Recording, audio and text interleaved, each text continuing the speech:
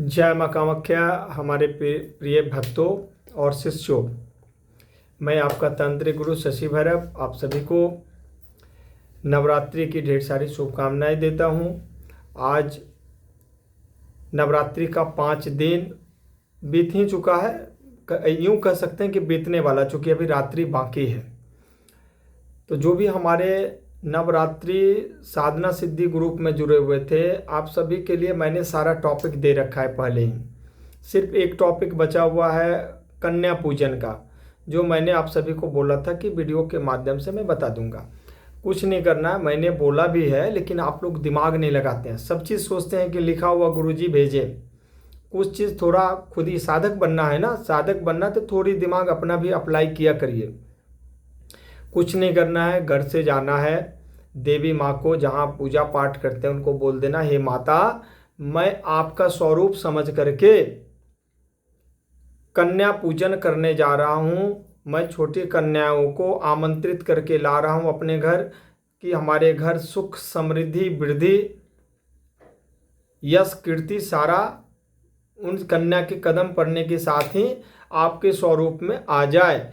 हे देवी माँ, मुझे अपना आशीर्वाद दीजिए। हे कुल देवी माँ, हे पितर देवता, हे गुरुदेव, हे श्री गणेश जी, हे स्थान देवता। इस प्रकार से आप सबको बोल करके घर से जाइए और आह्वान करके आमंत्रित करके कन्या को ले आइए। आपको 9 कन्या लाना है, छोटी कन्या लाना है, 12 साल से ज़्यादा उम्र की न हो, ध्यान रखिएगा।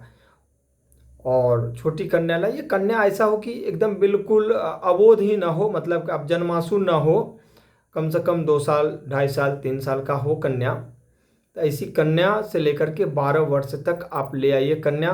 ब्राह्मणों की कन्या मिले तो अति उत्तम, ना मिले तो कोई फर्क नहीं पड़ता, ऐसे कि ये ब्राह्मण है या कहीं अन्य समुदाय के हैं, कोई फर्क नहीं पड़ता। आप किन्हीं को भी माँ का स्वरूप समझ के ला सकते हैं अपने घर। तो आमंत्रित करके उनको ले आइए। साथ में एक भैरव का स्वरूप समझ के एक लड़के को भी लाइए, वो भी छोटा होना चाहिए, वो भी बड़ा नहीं होना चाहिए। तो 9 कन्या और एक भैरव को लेके आइए अपने घर में। जब लाइए तो सम्मान से आमंत्रित कर दीजिए। उनको गृह प्रवेश से पहले उनके चरण को धोइए, घर में बैठा करके आराम से सबका चरण बारी बारी से धोइए। बारी बारी से उन सभी कन्याओं को, जो माँ को, यानी देखते हैं ना स्त्रियाँ माताएं बहन घर में अलता लगाती हैं पैर में, तो उनको अलता लगा दीजिए।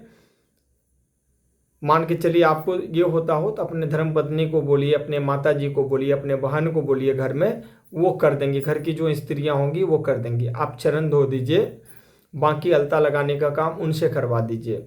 साथ में अब बैठा करके उनका पूजन कर लीजिए। पुष्प से, अक्षत से, रोली चंदन से उनको टीका लगा दीजिए। यहाँ पे लगा करके बारी बारी से सबको प्रणाम करिए और फिर पत्तल लगा करके श्रद्धापूर्वक उनको घर में जो मिष्ठान भोजन बना हुआ है, सात्विक भोजन बना हुआ है, बगैर लहसुन प्याज का, खीर हो गया, पूरी हो गया, हलवा हो गया, सब्जी हो गया, सेंधा नमक में सब्जी बनवा दीजिए। आप उनको भोजन करवाइए, एकदम श्रद्धा से करवाइए, प्यार से करवाइए, सम्मान के साथ करवाइए और उनको पूछ पूछ करके आप दीजिए। जब वो भोजन कर लें और आपके घर में उनका भोजन का जूठा गिरता है, समझ लीजिए आपका घर जो है तर गया। वहाँ की सारी नेगेटिविटी, सारी समस्याएं, ऐसा विश्वास करिए गुरुदेव ने बोला है, ख़त्म होने वाला है, तो बिल्कुल हो जाएगा। फिर जब वो खा लें तो उनको श्रद्धापूर्वक हाथ धुलवाइए। घर से बाहर हाथ नहीं धुलवाना है, याद रखिएगा, घर के अंदर ही हाथ धुलवा लीजिए। और धुलवा करके सारे को आपको एक बर्तन दे दीजिए, सबको उठा के अच्छे से गड्ढा कर लीजिए, कहीं पे गड्ढा करके उसमें दबा दीजिए। यदि आपके घर में व्यवस्था है, आपके ज़मीन में व्यवस्था है तो आप वहाँ कर दीजिए। लेकिन चूंकि शहरी माहौल हर जगह हो गया, हर जगह सीमेंटेड हो गया है, तो उस कंडीशन में आप उसे करके उनसे नहीं उठवाना है, आपको खुद से उठा के बाहर कर देना। अच्छे से जल प्रवाह कर दीजिएगा, उसको कचरे में नहीं डालिएगा। चूँकि माँ का स्वरूपा, माँ ने उस भोजन को किया है, आपने माँ का स्वरूप समझ के उनको भोजन करवाया है। जो उनको आप माला पहनाते हैं, यदि वो उतार के आपको दे देते हैं तो वो आप ले लीजिए। एक चीज़ ध्यान रखिएगा, जब आप अपना सर रख के उनके चरणों पे प्रणाम करेंगे, तो जब वो अपना हाथ आपके पीठ पे, मस्तक पर देते हैं, तो आप अपनी कोई एक मनोकामना बोलिएगा वो आपका पूर्ण हो जाएगा, 100% पूर्ण हो जाएगा। ये मेरा खुद के ऊपर अनुभव है, खुद के ऊपर। मैं दूसरे का अनुभव कोई बात नहीं करता आप सभी से, मैं जो खुद अनुभव किया हूँ वही बात करूँगा आप सभी से। तो ऐसा आप कर सकते हैं, समझ गए? तो ये कर लीजिए। और जो दान दक्षिणा उनको देना हो भोजन का, वो आप अपने सुविधा अनुसार, छोटी बच्चियां हैं, छोटी कन्या है, उनको टॉफ़ी बहुत पसंद है, तो आपको टॉफ़ी उनको 5 रुपये वाला मंगवा लीजिए, अच्छा सा टॉफ़ी। उनको खट्टी मीठी में तो माजा या फ्रूटी का पैक मंगवा लीजिए, ये भी उनको आप दे दीजिए। एक रुमाल छोटा सा हैंकी लाल कलर का ले लीजिए, उसमें दे करके उनको भेंट दे दीजिए। घर जाएंगे खुशी खुशी जाएंगे।